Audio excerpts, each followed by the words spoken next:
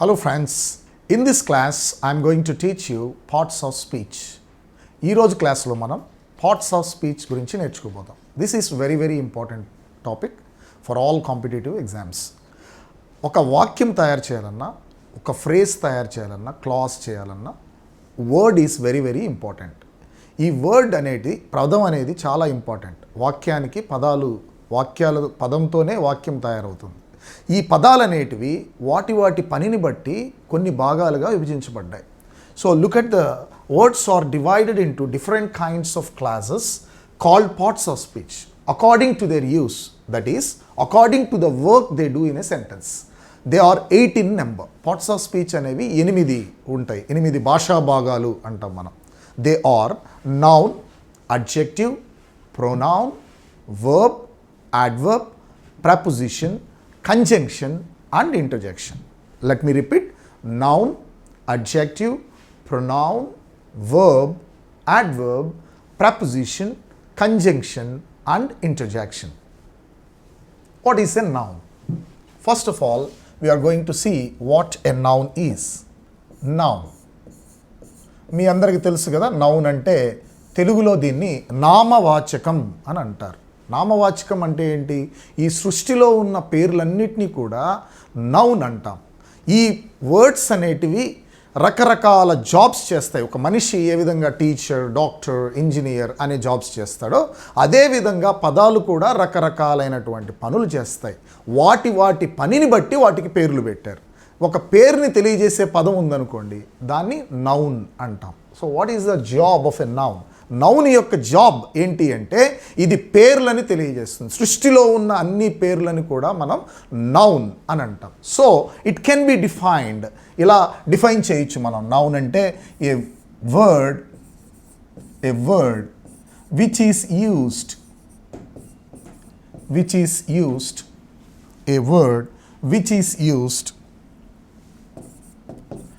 a word which is used as a name of a person,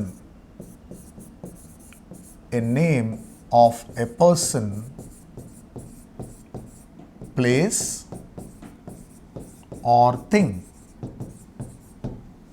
What is a noun? A noun is a word which is used as a name of a person, place or a thing. వ్యక్తి యొక్క, స్థలము యొక్క లేదా వస్తువు యొక్క పేర్లని తెలియజేసే వాటిని noun అని అంటాం. ఫర్ ఎగ్జాంపుల్ చూడండి, India is a great country. So look at this sentence. ఇక్కడ మనకు 2 పేర్లు కనిపిస్తూ ఉన్నాయి. ఇండియా అనేది ఒక దేశము పేరు, కంట్రీ పేరు. అలాగే కంట్రీ, ఒక ప్రాంతాన్ని లేదా ఒక దేశాన్ని మనం కంట్రీ అని పిలుస్తాం. సో ఈ రెండింటిని కూడా మనం నౌన్ అని చెప్పాలి. నౌన్ అంటే it is a word used as a name of a person, place or a thing. It is a word which is used as a name of a person, place or a thing. Thing అని అనగా ఇంగ్లీష్లో ఇక్కడ మనం చూడాల్సింది, మనం చూడగలిగినవి, ఆలోచించదగినవి కూడా థింగ్స్గా మనం తీసుకోవాలి. చూడండి, ఇక్కడ బ్యూటీ ఈజ్ ట్రూత్ అన్నాను. Beauty is truth. బ్యూటీ అనేది మన కంటికి కనిపించదు, కేవలం ఆలోచించదగింది మాత్రమే. Beauty is truth. ఇక్కడ మనకు 2 నౌన్స్ కనిపిస్తూ ఉన్నాయి, బ్యూటీ మరియు ట్రూత్. అలాగే Gopal saw a bird in the park. Gopal saw a bird in the park. Gopal saw a bird in the park.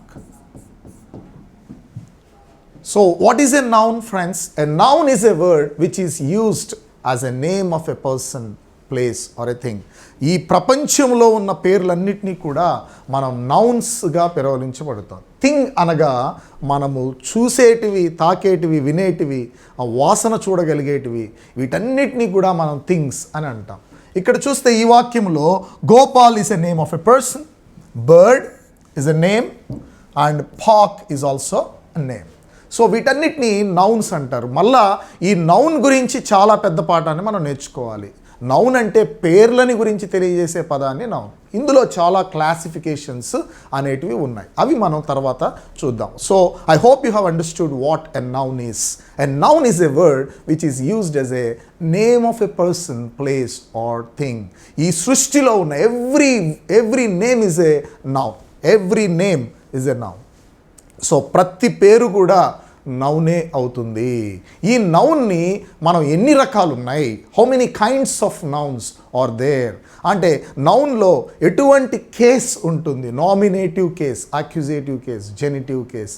అలాగే నౌన్ యొక్క gender, feminine gender, masculine gender మరియు న్యూట్రల్ జెండర్, కామన్ జెండర్ అనే genders ఎలా ఉంటాయి. తర్వాత నౌన్లో singular మరియు plurals ఉంటాయి, ఏకవచనాలు మరియు బహువచనాలు మరియు అన్కౌంటబుల్ నౌన్స్, అసలు లెక్కించడానికి వీలు లేనటువంటి నౌన్స్ ఉంటాయి.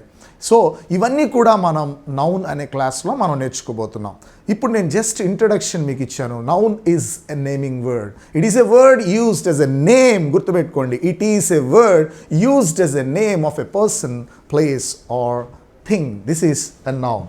So next, what is an adjective? What is an adjective? తెలుగులో దీన్ని విశేషణము అంటారు. అడ్జెక్టివ్ అంటే విశేషణము. మనం అనుకున్నాం కదా, పదాలు అనేక రకాలైనటువంటి పనుల్ని చేస్తాయి, అనేక రకాలైనటువంటి పనులు. పేర్లని కొన్ని చెప్తాయి, వాటిని నౌన్స్ అంటారు. సో కొన్నేమో వాటి జాబ్ ఏంటి అంటే ఇవి నేమ్స్గా, అంటే వాటి పేర్లని చెప్పే వాటన్నిటిని కూడా నౌన్స్ అని అంటాం. మరి దీని యొక్క జాబ్ ఏంటి అంటే, దీని యొక్క పని, an adjective is a word, an adjective is a word,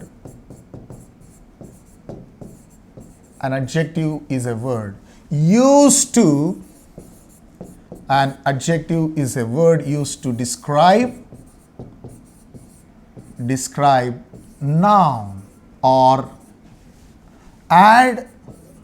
It is a word which adds something or adds something to the meaning of an adjective is a word used to describe a noun. Noun ni describe చేస్తుంది, లేదా it adds something to the meaning of a noun. It adds something to the meaning of a noun. For example, my teacher is a very kind woman. My teacher is a very kind woman. అంటే మా teacher చాలా దయగలిగినది. ఇక్కడ ఈ word చూసారా, kind. ఈ kind అనే మాట ఈ ఉమెన్ని వివరిస్తూ ఉంది. కైండ్ అనే మాట ఏం చేస్తుందంటే ఉమెన్ని వివరిస్తుంది. My teacher is a very kind women. You don't have to know the meaning of a word to say whether the word is an adjective or not. Adjective అని చెప్పడానికి మీకు మీనింగ్ తెలియాల్సిన అవసరం లేదు. ఫర్ ఎగ్జాంపుల్, నేను ఇలా చెప్పాను, he is an obnoxious man అన్నాను. హీ ఈస్ an obnoxious man అని చెప్పానమ్మా. ఇక్కడ ఈ వాక్యం మీరు బాగా గమనిస్తే హీ ఈజ్ అన్ అబ్నాక్షియస్ మ్యాన్లో మ్యాన్ని వివరిస్తున్న పదం ఏమిగా కనిపిస్తుంది మీకు? అబ్నాక్షియస్. నేనేమంటున్నానంటే ఇది అడ్జెక్టివ్ అని చెప్పడానికి you don't have to know the meaning of that particular word. అది చేసే జాబ్ను బట్టి మీరు చెప్పేయచ్చు whether it is an adjective or not. ఇది అడ్జెక్టివా కాదా అని మీరు చెప్పడానికి అది చేసే జాబ్ ఏంటి అంటే ఇట్ డిస్క్రైబ్స్ ఎ నౌన్. అది నౌన్ని డిస్క్రైబ్ చేస్తుంది. ఎ word which describes a noun or a pronoun or if it adds something to the meaning of a noun. అంటే నౌన్ యొక్క అర్థాన్ని పెంచే పదాన్ని, for example, this is an interesting film అన్నాను. This is an interesting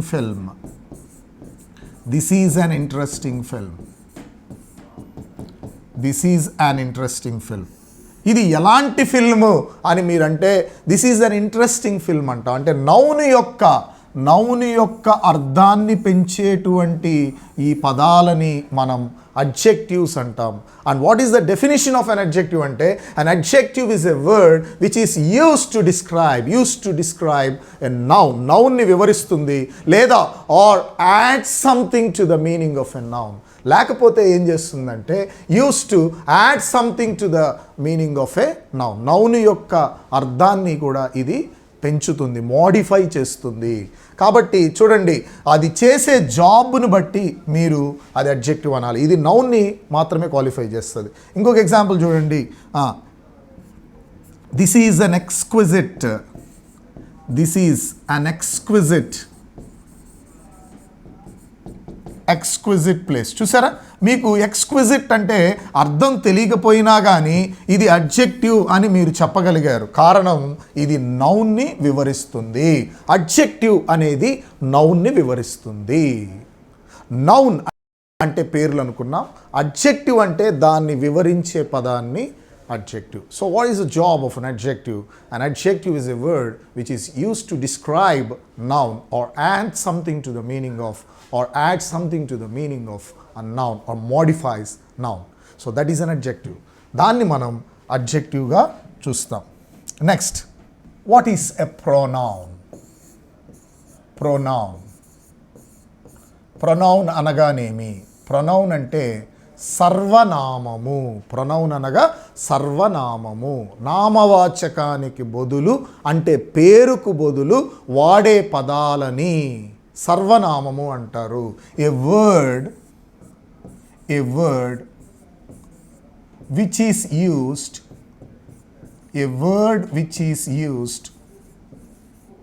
instead of a noun.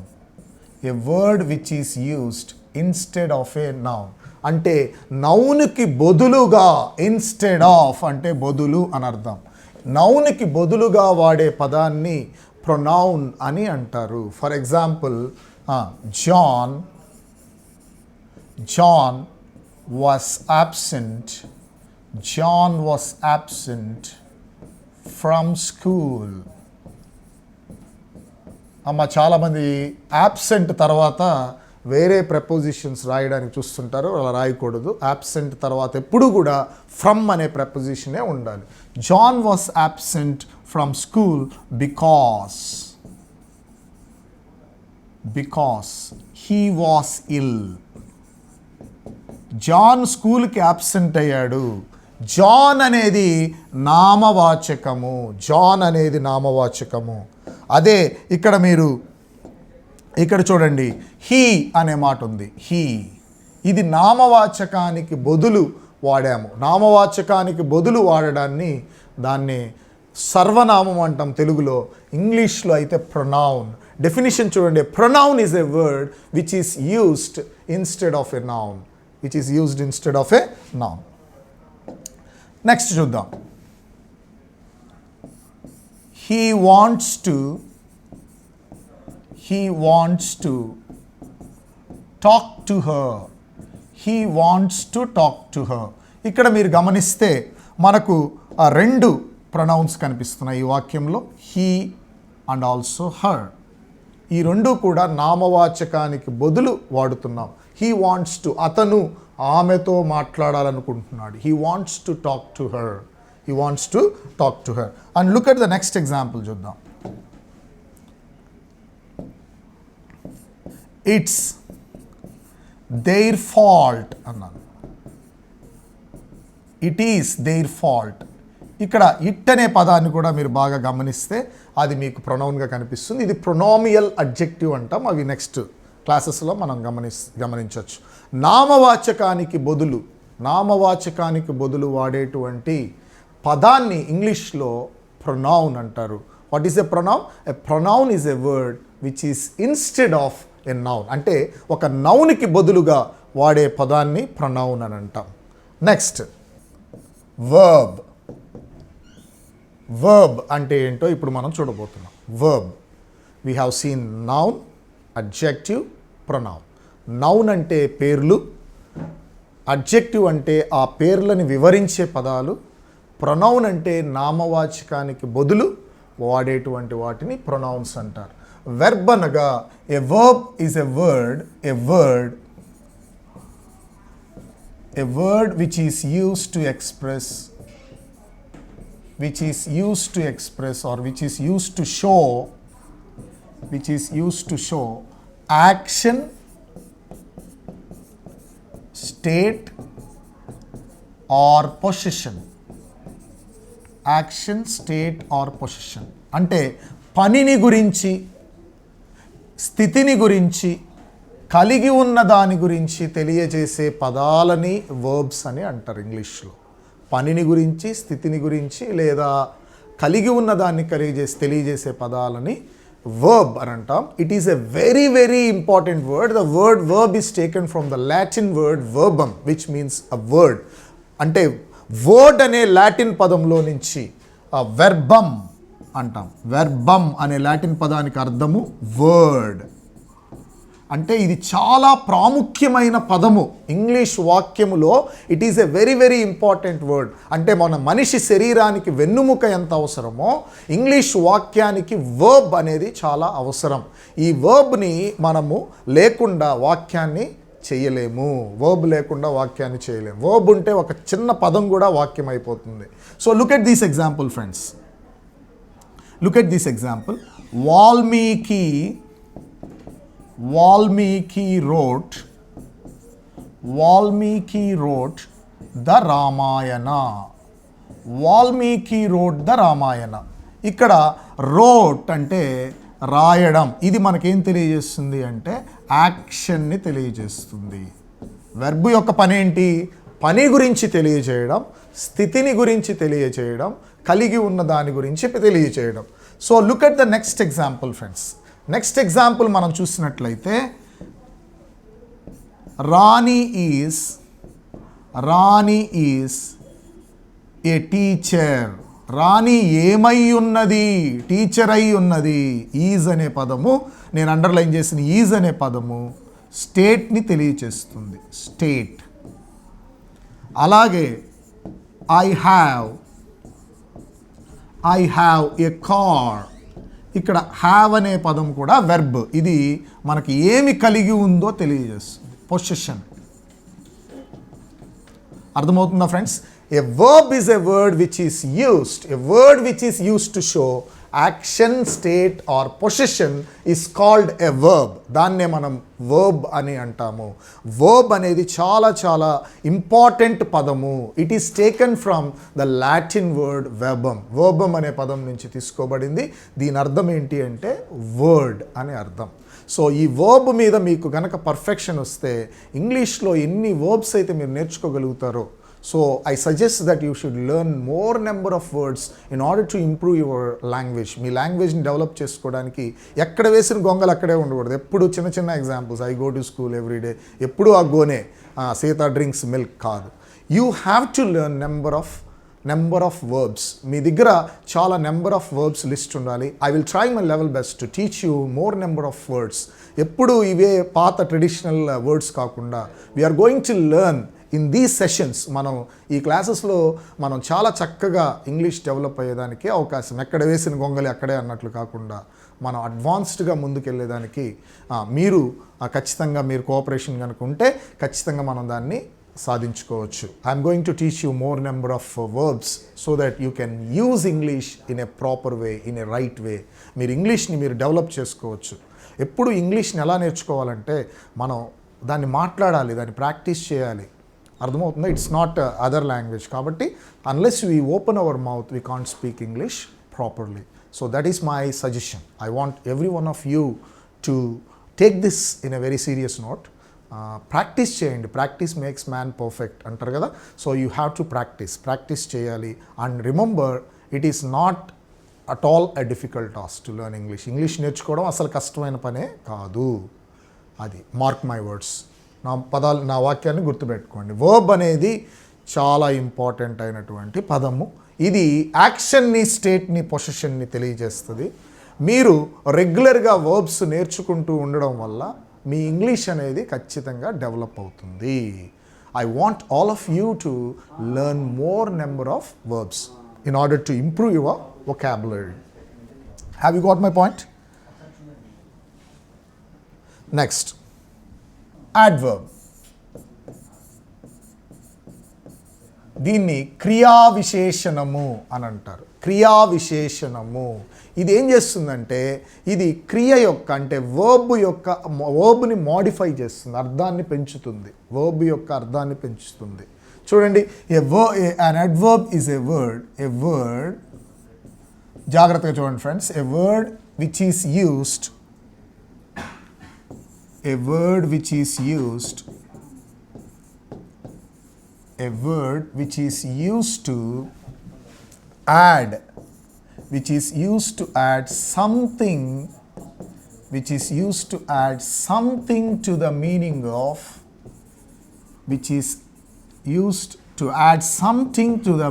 of a verb,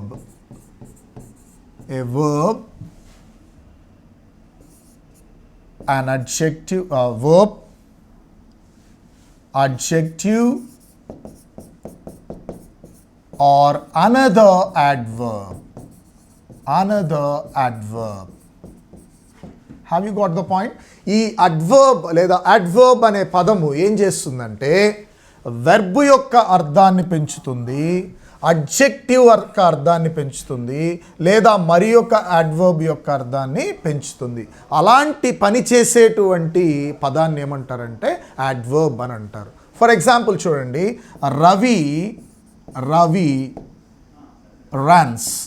Ravi runs అన్నాను అంటే Ravi పరిగెడుతాడు.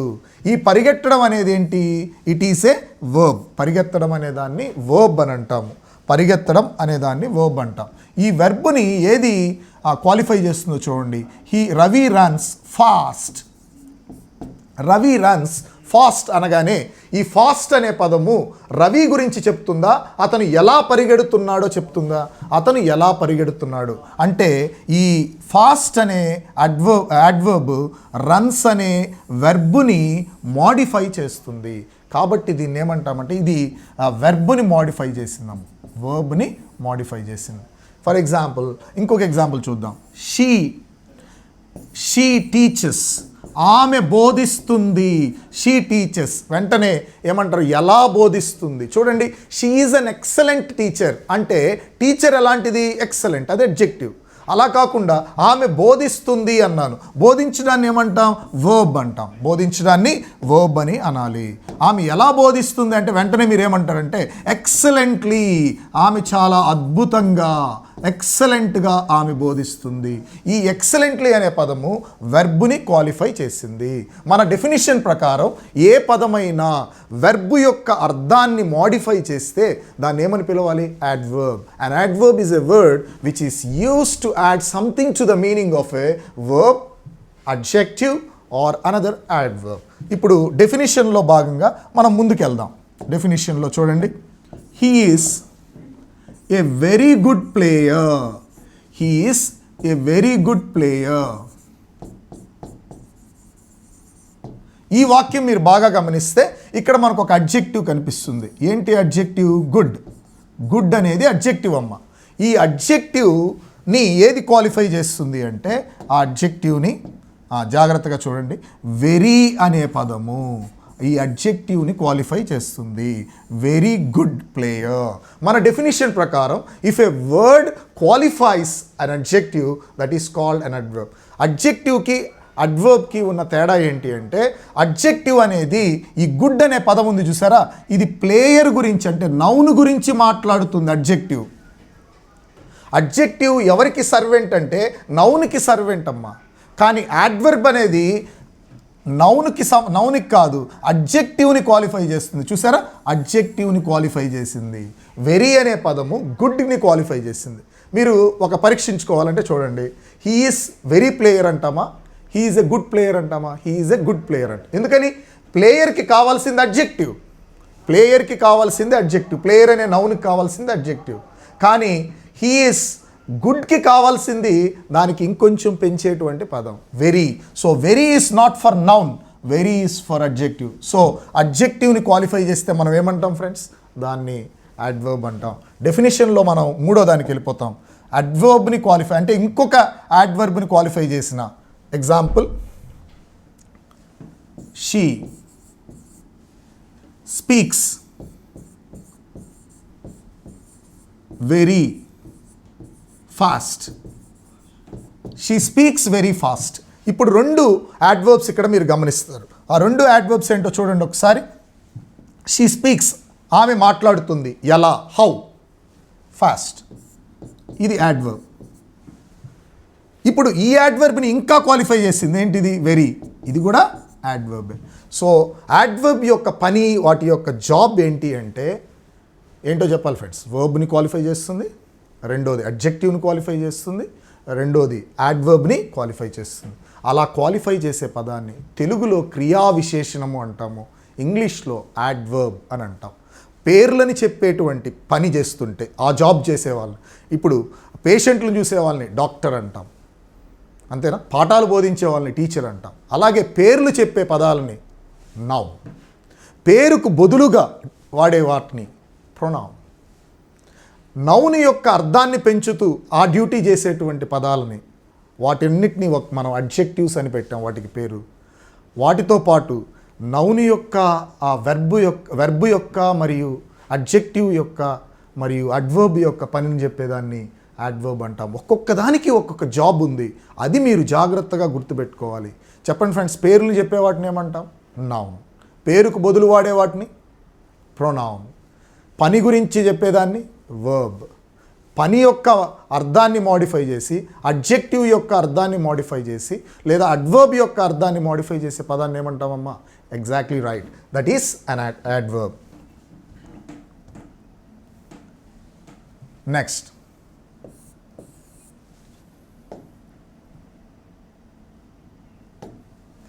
preposition.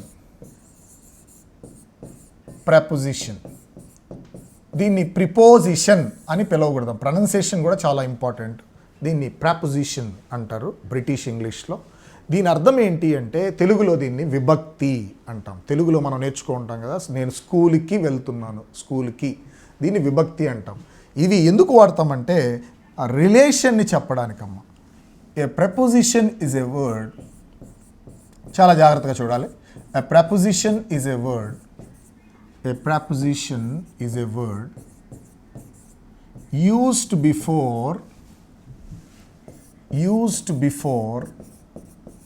a noun or pronoun. చాలా జాగ్రత్తగా చూడాలి. ఇది నౌన్ ముందు కానీ ప్రొనౌన్ ముందు కానీ ఉపయోగించబడుతుంది. ఎందుకు?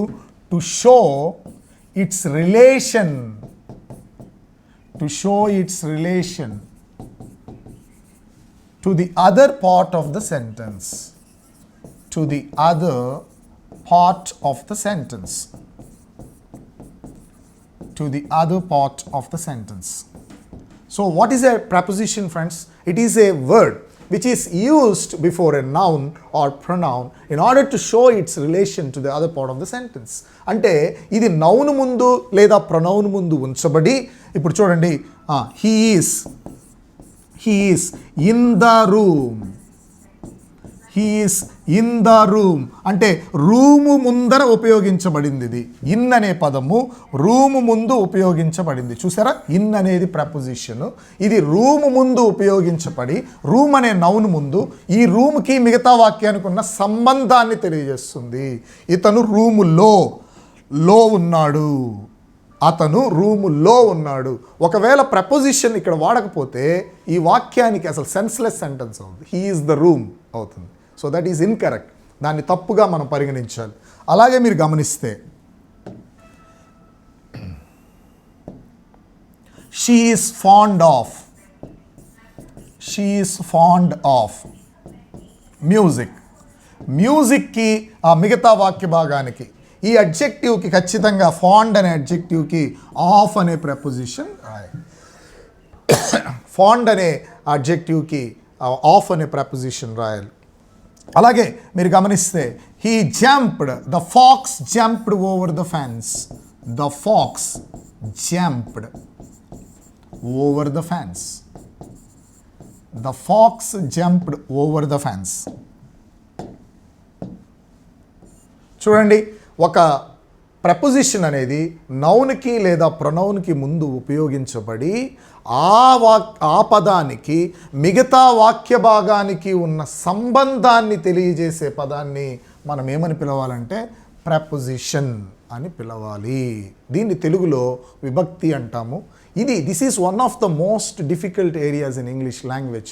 ఇంగ్లీష్ లాంగ్వేజ్లో ఇది చాలామంది స్లిప్ అయిపోయేటువంటి ఏరియా. ఎందుకంటే తెలుగు భాష యొక్క ప్రభావం మనం ఉంటుంది ఖచ్చితంగా. అలాంటప్పుడు మనం తప్పులు చేయడానికి అవకాశం ఉంటుంది. చాలామంది మనం ఏం చేస్తాం, ఈ సఫరింగ్ ఫ్రమ్ ఫీవర్ అనాలి, కానీ ఈ సఫరింగ్ విత్ ఫీవర్ అంటుంటారు కొంతమంది. కారణం ఏంటి అంటే విత్ అంటే తో అని అర్థం చేసుకుంటారు. అది కొన్ని సందర్భాల్లో మాత్రమే. సఫర్ అనే వెర్బ్కి ఖచ్చితంగా మీరు ఫ్రమ్ అనే ప్రపోజిషన్, అలాంటివి కొన్ని ఉంటాయి అన్నమాట. ఈ టాపిక్ని నేను మీకు చాలా ఈజీగా చక్కగా మనం నేర్చుకోబోతాం. ప్రపోజిషన్ అనేది very very important topic for all competitive exams. I'm not just going to scratch the surface, పైన చెప్పి వదిలేయడం కాదు. అసలు ఈ టాపిక్ ఎలా ఉంటుంది, దీంట్లో ఉన్న డెప్త్ ఏంటో మీరు తెలుసుకోబోతారు. మీరు క్లాసెస్ని ఫాలో అవుతున్నారు కాబట్టి మీరు వాటి గురించి క్లియర్గా అర్థం చేసుకొని మీకు ఫుల్ మార్క్స్ వచ్చేదానికి అవకాశం ఉంటుంది. చెప్పండి ఫ్రెండ్స్, ప్రపోజిషన్ యొక్క పని ఏంటి అంటే సంబంధాన్ని తెలియజేస్తుందమ్మా. నౌన్ ముందు లేదా ప్రొనౌన్ ముందు ఉంచబడి అవి. For example, the book is on the table అన్నాం. బుక్కి టేబుల్కి ఉన్న సంబంధం ఏంటి? మీద ఉంది, పుస్తకము టేబుల్ మీద ఉంది. The book is on the table. I'm standing, నేను ఎక్కడ నిలబడి ఉన్నాను? I'm standing in front of camera, నేను కెమెరా ముందు నిల్చుకున్నాను. ఇన్ ఫ్రంట్ ఆఫ్ అనేది ప్రపోజిషన్ అన్నమాట. అంటే ప్రపోజిషన్స్ అనేది నౌను ముందు పెట్టబడి దానికి మిగతా వాక్యానికి ఉన్న సంబంధాన్ని మనకు తెలియజేస్తుంది. అలాంటి వాటిని ప్రపోజిషన్ అని అంటాం.